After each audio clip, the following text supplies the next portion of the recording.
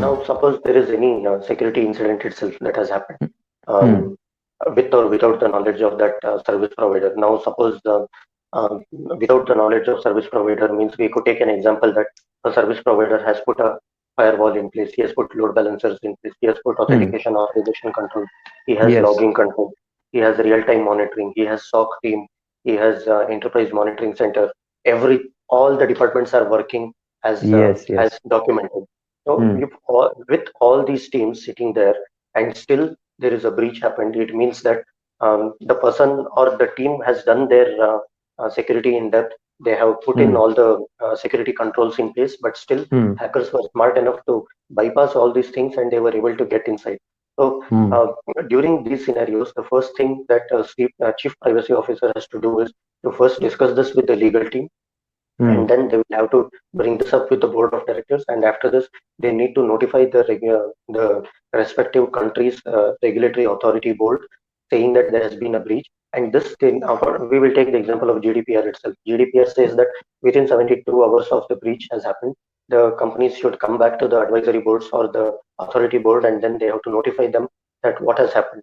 Later they could continue with their investigation. They could bring in the third party forensic department to see like where exactly hackers were able to get inside and pull all the sensitive information. There is Hmm. a second phase to it wherein deliberately this attack has happened.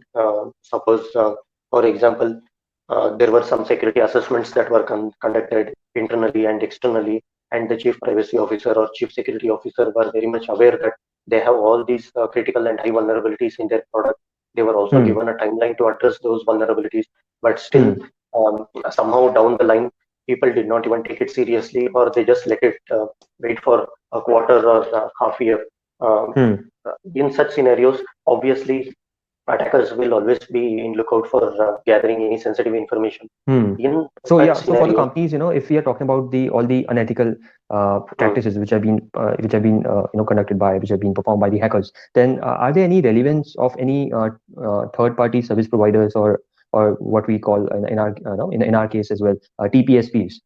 mhm. Are there any relevance where they can really help those companies, or where they can really help by building a proper design framework right from the start and till till the completion of a particular activity, and then also coming up with security consulting and management services. Yeah, definitely. Now, see, big companies, big MNCs, they do have their own security team. They have their dedicated privacy team. They have a well-established process for developing Okay. secure products.